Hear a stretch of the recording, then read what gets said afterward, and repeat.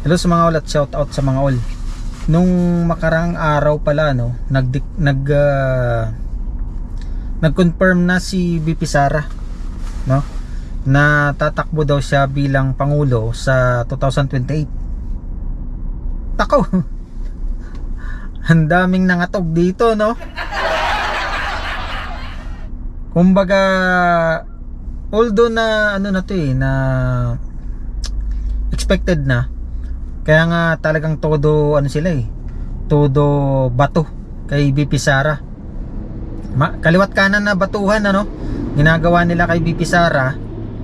Etong mga kaliwang grupo, etong lawan, no? Alam niyo ba yung lawan?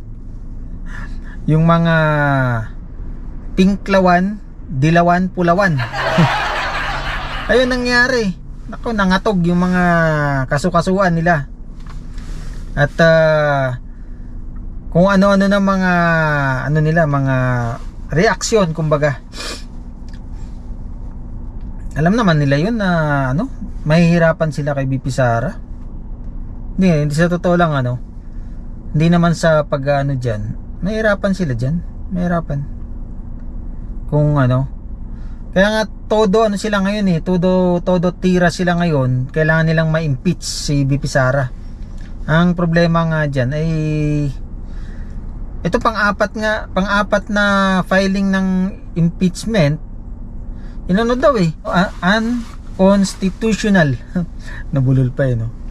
Sabi ng ano ng Supreme Court. So malabo no, malabo pagka ganun. Kaya lalong nanginig ang kanilang mga kasukasuan diyan. Si Risa Hontiveros lalaban daw. Nako.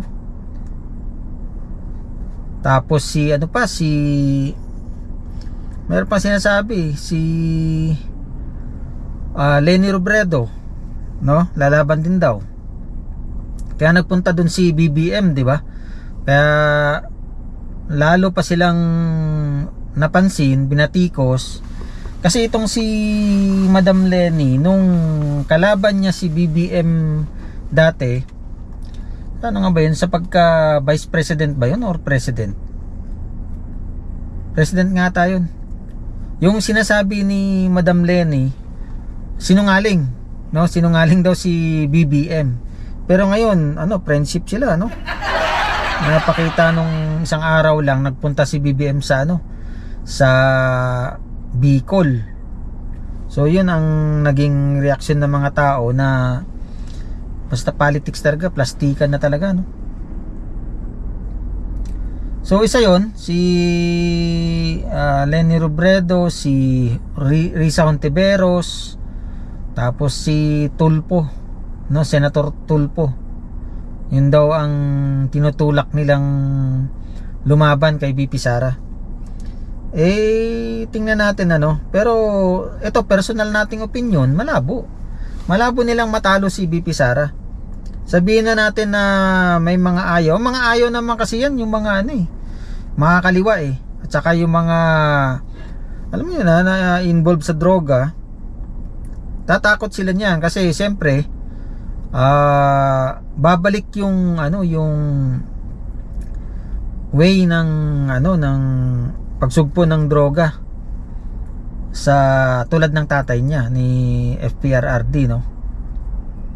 So ayun, ang dami-dami nilang mga sinabi. Ito nga pala yung yung pag-confirm niya. Pakinggan natin Mga kababayan, ibalik natin ang tapang at malasakit para sa Diyos, sa bayan, at para sa bawat pamilyang Pilipino.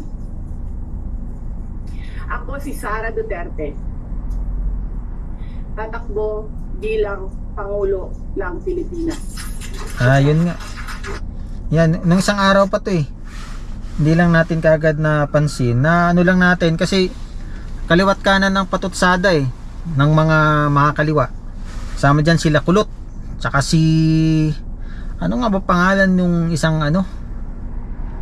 kongresista rin. Marami silang kongresista. Pero balita ngayon, hindi daw lahat ng congressman pipirma. Yan ngayon ang yun ngayon ang lumalabas na balita, hindi daw sila lahat pipirma. Yung mga pumirma dati, hindi na raw pipirma ngayon kasi wala na yatang bigayan eh. So, yun ang bali-balita. Ewan ko lang din sa tingin ko talaga hindi nila matatalo si VP Sara.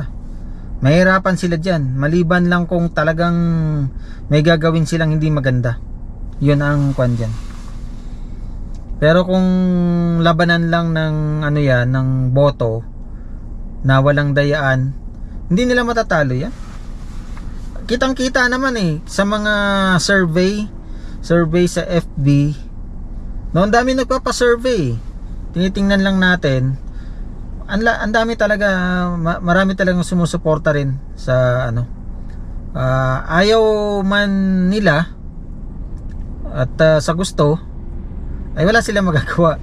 Talagang hinahanap kasi ng mga tao hinahanap kasi natin yung last administration na pamamaraan. Talaga ang laki kasi ng pinagbago nun. Tumahimik yung ng Pilipinas. Tsaka isa pa dun nirespeto tayo sa ibang bansa. Yun ang pinakamaganda dun. Ngayon, para na naman tayong alam mo yung iba na naman ang tingin nila sa atin, mga Pilipino. Yan lamang po nakita lang natin, although na medyo ilang araw na to nangyari, nakita lang natin lalo kasi doon sa mga reaksyon ng mga kumokontra sa pagtakbo ni VP Sara sa 2028. Maraming salamat muli sa inyong panonood sa aking maliit na channel. Pagpalain na mga bawat isa. At sa mga hindi pa nakasubscribe dyan, subscribe na. Thank you very much. God bless everyone.